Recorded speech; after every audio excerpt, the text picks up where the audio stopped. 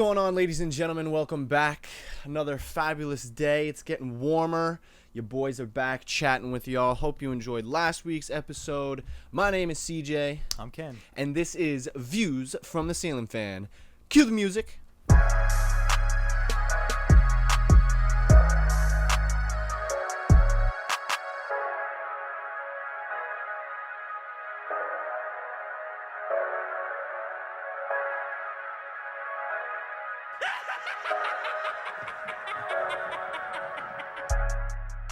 Oh yeah, hello everyone. Hope everybody's having a fantastic week.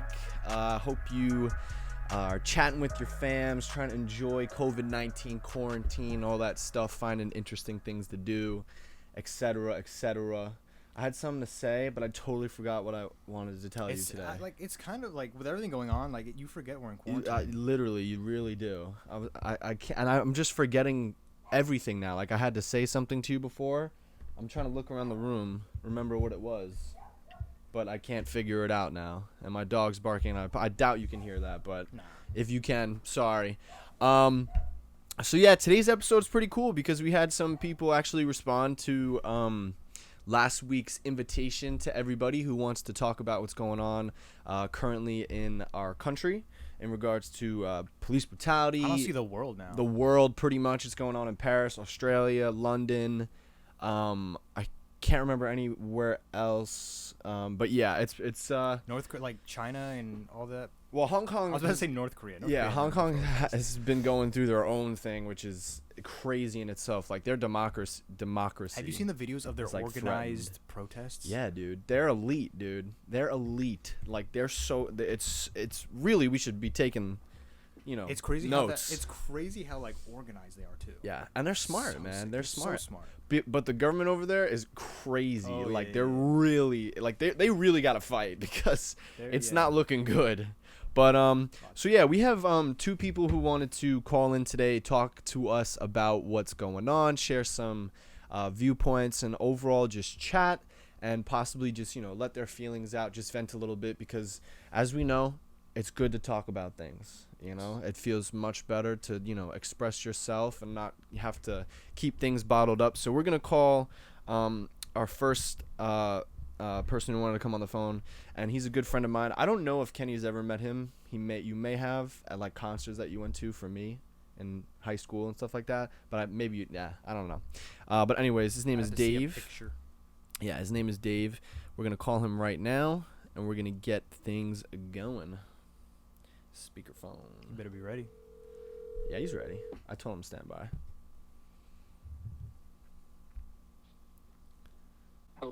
Hello, Dave. How are you? Hey, what's up, CJ? I'm good. How are you? Fabulous, fabulous. So yes, my friend, you are currently on the show, Views from the Ceiling Fan. Congratulations, our first caller to be recorded and everything. We appreciate you coming on, man. Yeah, of course. Thank you for having me. Of course, yeah. And just speak up as best you can, because I did have a whole setup for you in terms of like your own mic through the phone and everything like that, but I misplaced a cord, so I can't. Gotcha. So yeah, you're going through my mic right now, so hopefully, Okay. yeah, just speak up as best you can, and yeah, like talk to us, man. How you feeling? Awesome. I'm feeling okay, honestly. There's a lot going on, obviously, around the country, around the world, it seems. So there's a lot definitely to think about, especially now as we think about what America looks like. Do you know what I mean? Yeah, absolutely. And so, like, to maybe establish my legitimacy, I'm a DACA recipient. I'm indigenous, and even I have a very deep understanding. The reason I mention that is I have a very deep understanding of how institutionalized and oppressive sort of our current systems are. I have a very good understanding of that. Yeah. But even I am able to acknowledge how disease-ridden American policing really is. Yeah. And to like think about that in a broader term, I don't know, have you heard about like the phrase abolish the police? I've seen it. I've seen it floating around. Absolutely. Yeah. What do you feel about that? That's hard, a question and a hard conversation to have with anybody. I feel like because you hear the word abolishment and it's like, oh boy, it's like gone forever almost. I feel like people go to like the wrong thing, maybe in that context. But I don't know because I haven't really thought too much about the whole abolishment part. I've been more focused on like the defunding aspect of it. Mm-hmm. So, I guess, defunding is probably like the start, and then maybe the next, step to some sort of better, maybe not necessarily abolishment, because obviously we need someone to serve and protect, because there are real crimes, there are real criminals, there are people out there who actually do want to, commit heinous acts. There are also good police officers too Right. that do their job well. There just needs to be some sort of action taken place to like lessen their authority almost, because they like all these videos I'm seeing. They're like so power hungry and they think they're invincible, and that has to change first. Yeah. Yeah, for sure. And so the reason I mentioned that is because the abolish the police sort of idea, it gets misconstrued a lot. But sort of what you exactly said, CJ, just now is exactly what the whole abolish the police or police abolition movement is about. It's about completely defunding. Do you know that phrase when people like when people call white people racist, people always say, obviously it's not all white people. Like that's the first sort of response, right? Have you heard that before? Right. Yeah. It's sort of like when people say white people are racist, it's assumed, right, that it's not all white people. Like that's like an understanding that everyone has, right? Mm-hmm. Yeah. Sort of that same idea we can apply to police abolition. And the idea of abolishing the police is really rooted in taking away the funding, the massive amount of funding that these police systems have. There's no way that you can justify the policing in America. It's like, let's look at New York. Their budget for this upcoming fiscal year is over $5.5 billion. Yeah, I saw that. In Los Angeles, their proposed budget is $8 billion. Oh my goodness. There's no way to justify that amount of money, because when people say, oh, you need that much money, like we have to protect officers because of all the violent crime. Violent crime only makes up 5% of arrests is the real reality. Wow. And then only 1% of those are murder. So when people talk about these like statistics, like they try to push the extremes, but when in reality, what people mean by abolishing the police is changing the mentality that we have to rely on the police for every single sort of instance. So, when you have maybe a homeless person that's sort of freaking out, right? Like on the subway, like they're going crazy, right? Yeah. Mm-hmm. Or when you have someone like threatening to commit suicide, or someone like trying to take their own life, or when you have like an altercation between two homeless people, who do you usually call? You call 911 immediately, right? Right. The whole police abolition movement is trying to use other forms of de-escalation as the first response. So they're basically saying that you have to call social workers first. You have to deploy mental health workers. You have to deploy other community engagement mechanisms before you call the police. Because police, no matter what you hear about sort of have you heard de-escalation training before? Yes, absolutely. No matter what you hear about those things do not work. Unfortunately, that's the reality. Have you heard of the 8 Can't Wait campaign? Yeah, it's a number of what is it, training? I think I just signed the petition the other day. I was reading about it and I'd emailed and everything. But yeah, you can explain that as well. It's 8 different mechanisms that they're suggesting that police forces across the country deploy in order to decrease their police killings by 72%. Yes, I saw that. Yes. It's all coming back now. So the reason that I bring that up is I'm just like trying to offer some perspective. That is not like an awesome sort of approach to this work, because think about it. That means that there's still 28% or 24%, whatever the math is, of police violence that is sort of excused, quote unquote, right? And the 8 Can't Wait campaign, when you think about it, sort of through the research that I've done and through the Black scholars that I follow that have done research, right? Minneapolis has had 7 out of 8 of these sort of procedures already in place. Wow. Where this all started, Minneapolis has had these sort of programs or sort of forms of these programs in place. That's When crazy. you hear the words de-escalation training, that doesn't work. Like, none of those sort of trainings really work, because we have to really think about addressing the system of inequality. And so, like, that's why it's important to, like, when we talk about police, we can also talk about prisons, right? Because that those two things obviously go hand in hand. Right, yeah. But we're one of the only countries in the world that has a for-profit prison system. It's true. Yeah. There's a lot. Yeah. There's a lot about the prison system and how messed up it is. You know, that's a Mhm. whole nother animal too, a whole nother yeah. beast. You know, there's so much. time. Exactly. And sort of the reason that I am skeptical, just personally, about pushing, like, you've seen images of police officers kneeling and, like, police officers showing unity. Like, you've definitely seen those images circulating, right? Of course. Twitter, of course. baby. The reason that I'm skeptical, and that you should be a little skeptical too about sort of these things, is I really want you to think of those things as propaganda. And I don't want you to, like, think that I'm sounding crazy right now, but there was an example, actually, I'm pretty sure it was in Dallas, where the police chief came outside. This video went viral. The police chief came outside. She listened, quote unquote, listened to the words and the concerns of the protesters, and she was like, okay, like, let's figure out how to do this or whatever, right? That video went viral. People applauded her, like, everywhere. Right. Later that night, she went on television in her press release sort of thing. She basically was like, yeah, these protesters are out there. They're only seeking violence. They're trying their best to disrupt our community. Wow. All of these, like, horrific things that she said about this very same people that she sort of worked with.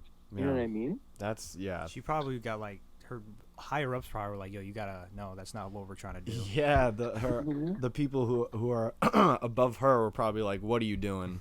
You know, you're doing it wrong, which, you know, is sad to think about. And then on but- top of that, like, you see pictures of, like, police officers kneeling, and then hours later there's videos from of those very same police officers tear gassing and shooting, like, rubber bullets into crowds. You know what I mean? Yeah. And so we have to be very careful. And this is all, again, like, my perspective on sort of how change can come. Yeah. Is we have to be careful about sort of that not all cops narrative as well, about saying that, like, not all cops, because I want to, like, liken that again to that idea of, like, not all white people are racist. It's assumed when people say all cops are bad, it's assumed that, like, we're not targeting the genuine police officers that are genuinely trying to do the work that they signed up for, right? But the majority of police officers, what we're seeing right now across the country, these videos, think about what happens when it's not on camera. It's true. Just think about, like, the Or when they horrific- turn their body cams off. Exactly. Think about what happens. And then on top of that, think about all of the officers that stay silent in these instances. Yeah. And George Floyd highlighted this especially. Those 3 officers that stood by as that one officer had his knee on George Floyd's neck. You know what I mean? Yeah. Like, Yeah. had there not been video footage, who knows if these officers would have come forward and held their coworker accountable, It's true. right? Yeah, And absolutely. Every single I guarantee you, every single police officer that you have a conversation with, every single one will admit to have abused their power in some way, shape, or form.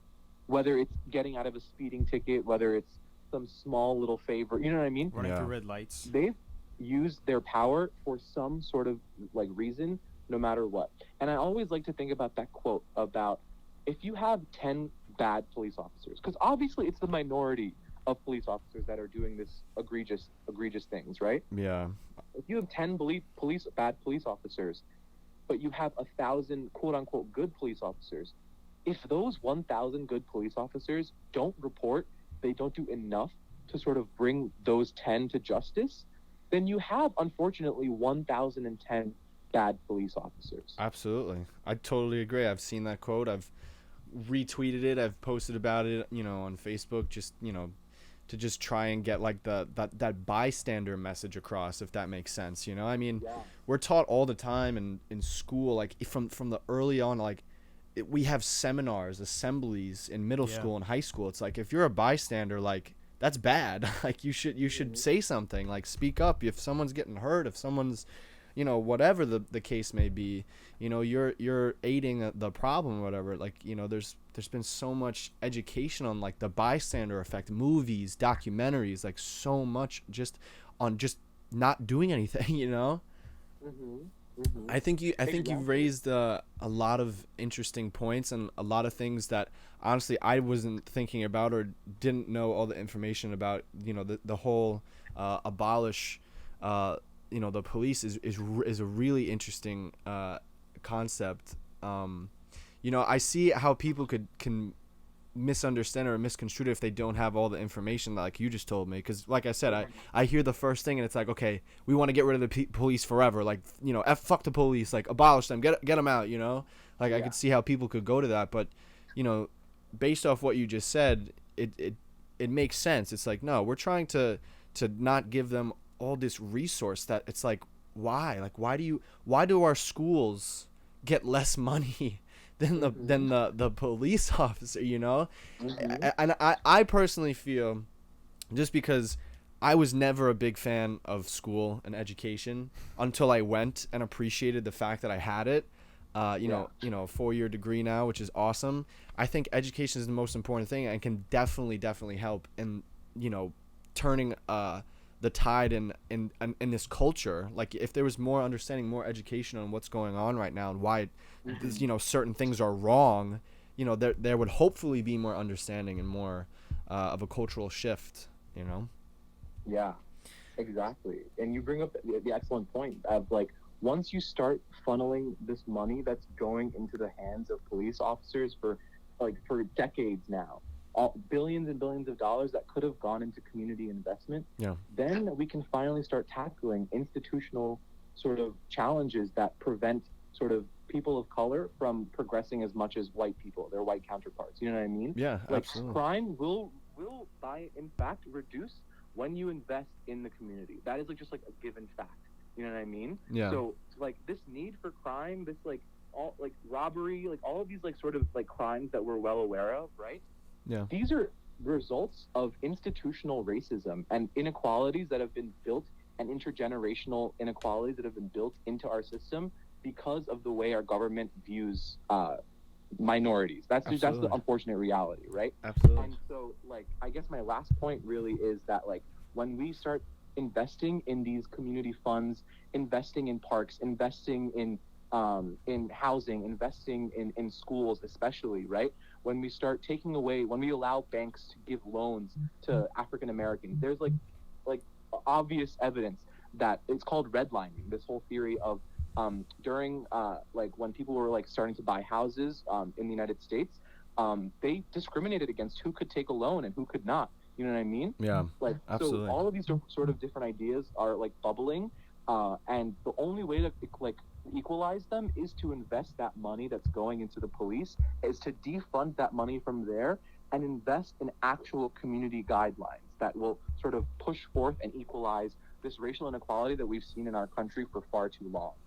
Yeah, dude, you're like, one, I just want to say, like, I love you just for how you adore education and learning and you know, just acquiring knowledge. Like I know how smart you are, I know how hard you work, and I know, you know, you like to have fun too, which is really awesome. And you're you know, you're young and ambitious, and you know, you're gonna strive for greatness because you have so much knowledge, and you just it's so good to hear, you know, you say these amazing statistics, these amazing concepts, these ideas. It's really freaking cool, man.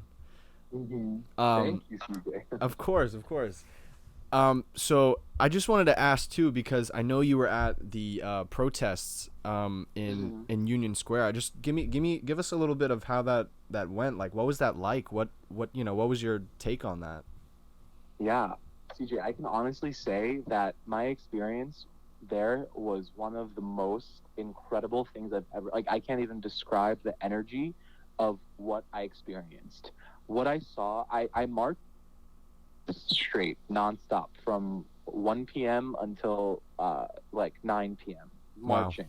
marching, chanting, screaming. People were crying. Like Yeah. there was a desperation in the air that you could feel, that people are so tired. Black people in this country are so tired of having to march every single time one of their own are taken down. Yeah. And you could feel that in the way that people are chanting.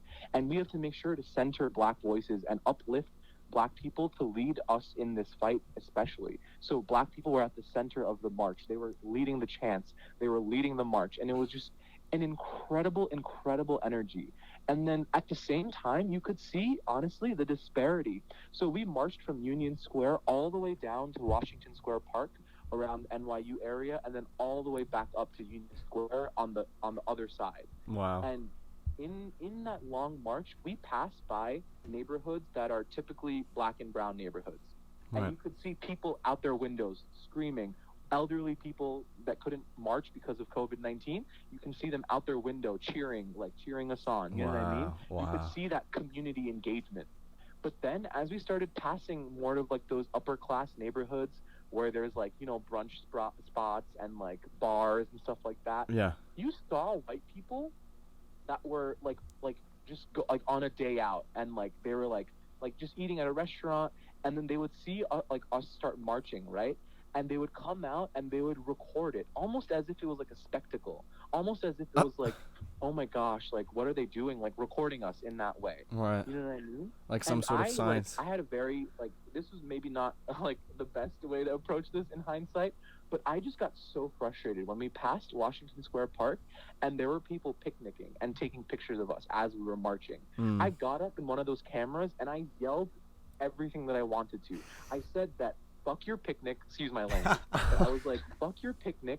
This is not a spectacle. This is not a trend. This is not something for you to put on your Snapchat story. You have to get up here, use your white privilege. You have to get up here, march with us, or don't record at all and continue to stay silent. Because Wow. white silence and non-Black people of color's silence is violence. Our silence is what's killing these people as well. And we have to think about it in that way. And that's one of the more powerful moments that I had of these crowds sort of coming together and shaming people that use this as an opportunity to like get clout and record Right. and pretend like they were a part of the march. Right. That was the worst thing that I saw. And then it did get violent. To address that, it did get violent. It was these anarchists. And I want to bring this up that you've seen all over, and I saw it myself. That it's mostly white people. It's not. It's not sort of the actual protesters inciting this violence. Wow. It's these white people that were not even a part of the march that came out of nowhere and started smashing the windows of police officer cars as we were marching. And then it was very scary, to be honest, because I had to start running. Like we all had to start running because who do you think the police are going to blame it on? Yeah, it's true. They see the large group of people, right, and they just go. They hear smashing, they hear things getting broken, and they're just like, that's it, you know? They just see red. It's like sharks. Yeah, and then these same people started throwing rocks into, like, giant rocks into, like, window fronts, like, of the stores. Yeah. Like, mostly, like those high-end Gucci stores, which is, like, whatever. But they started throwing stones and stuff like that. And I, actually got cut by one of the glass shards. Oh, my gosh. And I started bleeding, right? And so I had to, like get over to the side. But immediately I knew that the actual people protesting would never do this because of what I experienced. These people, 3 of these teenagers ran over to my side. I think they were like a little older than me. They ran over to my side. They had like a Band-Aid. They, Oh my helped me up, gosh. and they helped me find like the nearest train station to get out of there because they could see that I just like couldn't handle the Right. It was just sort getting of- real. Yeah, it was just too much for me to be there anymore. Right. And I just said I was looking for the nearest train station, and they walked me all the way to the train station, Wow. and then they went back to the march. Like, Wow. that's how I know the energy was there. It's not the violence that we're seeing. There's genuine solidarity that we're seeing. Dave, you have that's a lot to unpack and a lot to talk about, but I'm so glad you had a really good experience, and I'm sorry that you caught some glass there and you were unfortunately bleeding and got hurt, but it's really good to hear that someone who's on the ground and can attest to, like, no, listen, we were peaceful. Like, we're obviously upset, and, you know, we want some change, but we didn't start to throw rocks and destroy things, you know, because that's what the protest is about. It's like, no, there were anarchists and people who are not with this movement just wanting to, you know, push their own, you know, ideas or whatever, their own, like, fetish shit that they just want to watch the world burn, you know? Yeah, exactly. Dave, I appreciate you coming on, man. You've given us a lot to think about, a lot to, you know, discuss. I'm going to let you go now, but I just want to thank you so much because you probably just made my Saturday. I mean, it's really awesome to, you know, to hear from anyone really about their experiences on the ground, their own knowledge, and, you know, overall just talking about it. I said last week on the show, you know, when we finished recording, I just felt so much better because, like, even though I could talk to it to my family, like, I just still had so much to say and, like, you know, nowhere to say it. And I'm glad, you know, I have you, I have my, you know, my awesome host to my left, Kenny, who can, you know, chat, and anybody who really listens and just wants to have an intellectual conversation. It just feels so good to talk about it. So thank you so much, man. Awesome. Thank you, CJ and Kenny, as well, for having me Thank you, Dave. All right, my man. We'll talk to you later. Please stay safe. And I don't know if you've heard, but there's a protest going on in Hicksville on June 12th. Yeah, I organized that one. You did? Yeah. That's fantastic. Thank you so much, Dave. See, you're a hero, bro. You're amazing. You're amazing. Yeah, of course. I helped organize with Carrie. Yes. The protest and stuff. Yes. hopefully we'll be Thank there. you so much, man. You're the best, bro. We'll talk to you later, all right? Yeah, sounds great. Alrighty. Bye-bye. Wow. That's crazy. That's crazy. I mean, come on. That was really cool. Yeah. Oh man. I mean, and again, it's like there's just like the evidence, and, you know, it's like, no, like, we're not trying to fight. We're not trying to, like, you know, riot. Obviously we're mad, but, like, no, there are people who are just, you know, being anarchists, being a-holes, and that whole thing, like, Yeah. so much just happened. Like, I really need to, you know, just take today and just think about that. I mean, I hope that was insightful to anyone who's listening. I don't know, you know, I didn't know anything about that whole movement, abolish the police. I saw some things that were related to that, but I didn't know what it was. You know. Yeah, I've also heard about some of the things he was talking about, but not to the extent he was explaining them. Yeah. I really liked his point of how he thinks there should be other people to call first. That was really before. good.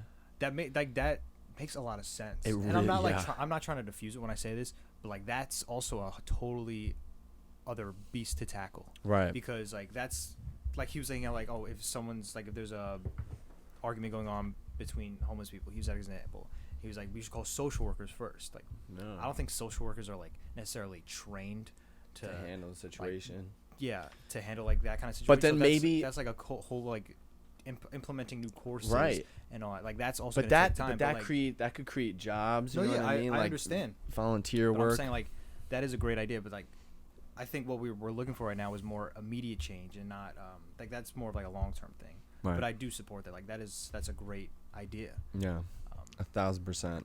I bet a bunch of people would love to do that. Yeah. We did have someone else who we were gonna call, but he just texted me saying something came up, so he's unfortunately not gonna be able to do it today. But if everybody, you know, is vibing with what's going on today, we can certainly do it again. You know, it feels good. It feels really good to, like, you know, hear people and to, you know, get their experience. I will say this, Kenny, and I want to know your thoughts about it. But I believe this is, in Colorado, Senate President Leroy Garcia and a bunch of other people were introducing a bill called the Law Enforcement Integrity and Accountability Act.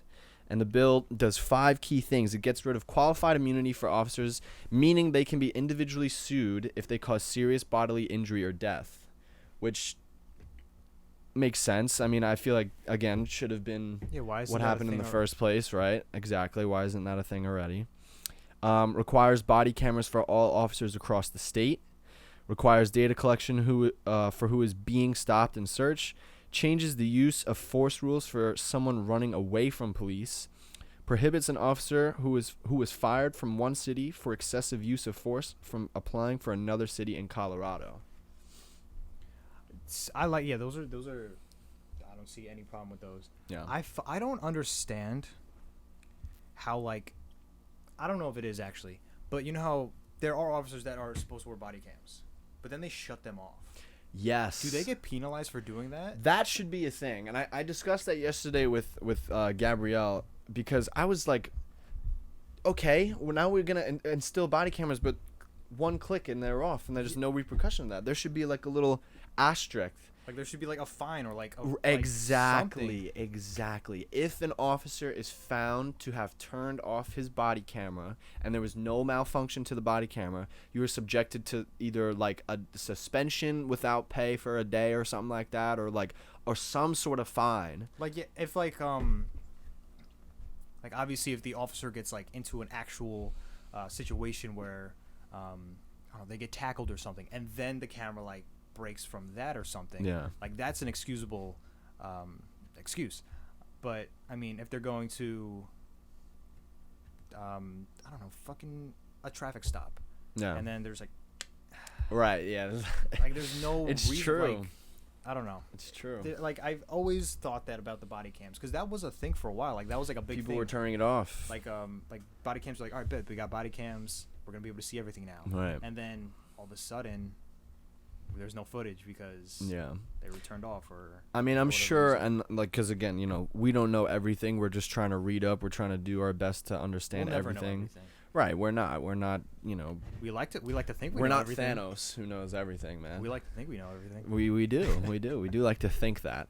And you know, I would love to hear some counter perspectives too. If there's anybody out there who can offer, you know, I don't know, just something different, because I'm interested to hear how, like, you know, a different take on this. Maybe you're not exactly, you know, with the movement or whatever, and I'd love to know why and better understand that too, if there's anybody out there who wants to talk about that as well. But it's just really interesting and really awesome to hear that, you know, these protests most likely, I mean, again, I'm just basing it off Dave, and I'm basing it off other, you know, people who have been tweeting and posting videos. It's like, no, these things are starting peaceful. Like we'll be peaceful for like 8 hours, 3 hours strong, and then some a-hole come up through a brick, and then that's it. Like ruins our whole thing, you know? Yeah, that viral video of that old guy getting shoved down. Ah, that was ridiculous. You know, those cops quit, or they quit that response team. So 2 of them who pushed the guy and like didn't do anything after they saw him bleeding and possibly could have killed him. They were either suspended without pay or fired. I can't remember. But then the other 57, I think the number is, who were in that little thing, they all quit that task force, that emergency response team, in solidarity to support the cops who got suspended without pay. Okay. And to the first thing I go, good. We don't need y'all on the street anyway. Like Dave's point, like 10 bad cops, 1,000 good cops. Like right. Those... Ooh. So sorry. That was Dave's alarm, but yeah. But yeah, no, the 10 good cops. 10 bad cops. 10 bad cops, good right. cops. 1,000 good cops. If 1,000 good cops don't report on the, you know, hold accountable to 10 bad cops, then you got 1,010 terrible cops. I was at the deli yesterday, getting a egg sandwich. Haven't had one of those in a minute. Yo. And I ordered in, so I was in there for maybe like a minute, if that. I walk in, say, hey, I ordered in. As I'm getting my sandwich, Cuomo is on the TV addressing everything. Right. And, you know, he's like, these riots and these police officers are doing everything bad. And these 2 older white gentlemen were like, it's always the police fault, isn't it? And they were just going off on this little tangent. And you can tell, like, they probably only watch Fox News. They probably only read the paper. Like, they're not seeing everything. And have you seen the other video of the girl, like, trying to talk to her mother about what's going on? And the mom's like, you're not going to change anything. Have you seen that video? No. Yeah, there was, like, this little girl. Well, not a little girl. Teenager. She was talking to her mom about, like, what's going on and, like, why everyone's frustrated and how, like, all these protests. And her mom was like, you're not going to change anything. Like, So, like, stop. There's no yeah. point. Wow. It's See, that's the problem. That's a huge issue right there. Like, if there's, first of all, people got to understand, you know, at the end of the day, we're fighting for black lives, right? to then people would say, well, police kill white people more. One, there are more white people on this earth than there are black. I would attest, or in certain areas, right? I would assume. Probably. I feel like I'm on a good no, track I mean, with that one. I don't see your Maybe in certain communities, maybe not in existence or something like that, but in certain areas of like, you know, whatever, there are probably more. That's literally like an impossible thing to figure out. But yeah, I would Yeah, assume your population the census and stuff like that, you know. People lie all the time with the census though. Anyways, but yeah, let's say that there are more white people than right? others, You know, which is probably true. and the other thing is like, if that's true, again, if they're white people, more white people are dying by the hands of the police, along with a large amount of, you know, black people and people of color. It's like, dude, then we have a serious police problem. You know, like the police aren't doing something right. Again, I don't know what the percentage is of like the crime rate where it's an extreme circumstance where you know you have to defend yourself, but you know it's a lot of death, man. People are only looking at the statistic and they're not like say white people are killed more by police officers. Mm-hmm. Okay, why were they killed? Yeah, Because we know why these black people are being killed, and that's why we're fighting for that. Yeah. But yeah, it's everyone has their own opinion. Everyone's entitled to their own thing. And again, listen, people give police a hard time all the time because they're frustrated. They don't want to get a parking ticket. They don't want to get arrested. Like, you know what I mean? Like, people are gonna rebuttal. They're gonna fight. They're gonna do everything in their power to not get in trouble. Right? That's common. I hate when I see It's police human officers nature. run red lights when they turn their lights on. Yeah, and then they turn their lights off and then just keep I driving. hate that. It's Yeah. such a because I'm stuck at that light. I'm like, this light sucks. Whoop whoop whoop. Fuck you, man. Just God follow damn him. But yeah, people are gonna, you know, give police officer a bad rep and stuff like that. You know, that's natural. I forgot what I was saying. I lost my train of thought. The only way for police officers to get their rep back is to Just to do the right be thing. better. Yeah, do better. Be better officers. Be better, man. And to better, all be you better. anarchists out there who are demolishing things, yeah, the big middle finger to y'all. with the thumb tucked back. Yeah, like, you. dude, stop it. You know, don't watch the world burn. Don't ruin a movement. Like, you know, we're trying to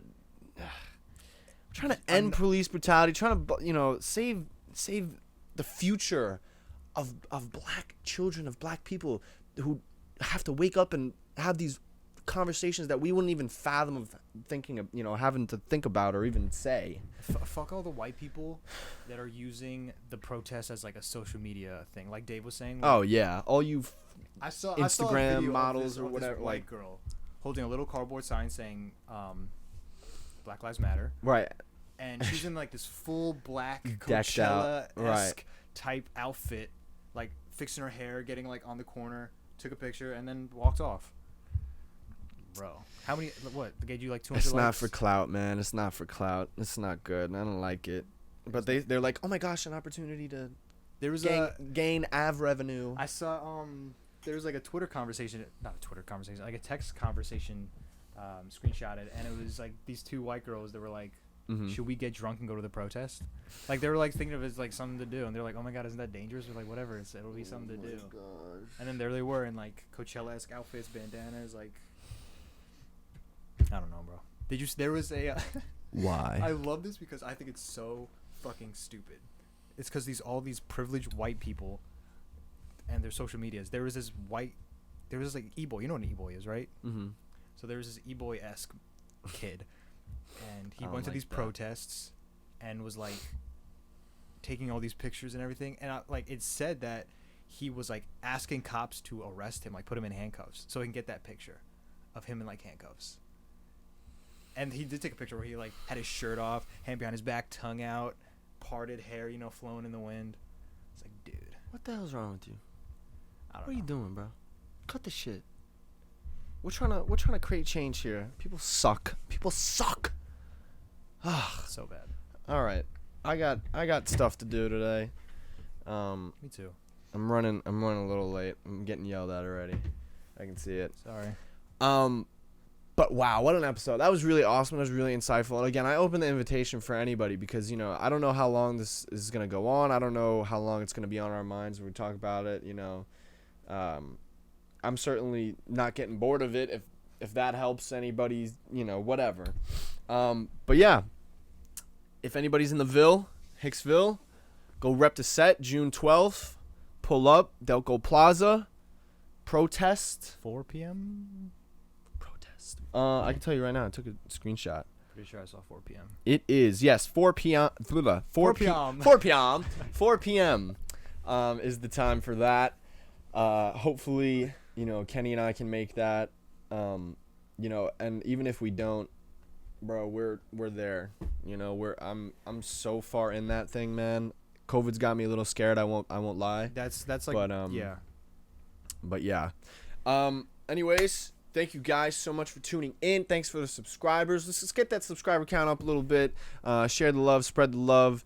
You know, have a Smash voice. that like button. Smash that like button, people. Let's go. Turn on bell notifications. Turn that bell on. Ding, ding, ding, ding. But yeah, thank you guys so much for tuning in. You know, we have a pretty consistent viewership of around like 30 views. So shout out to all those 30 people who tune in every day. I know my mom and dad are like probably, you know, 5 of each of those, creating a nice 10 number, and the rest are just 20. But that's okay. But yeah, thank you guys so much. Follow us on Instagram, Snapchat. There's links below on how you can donate to help the Black Lives Matter movement.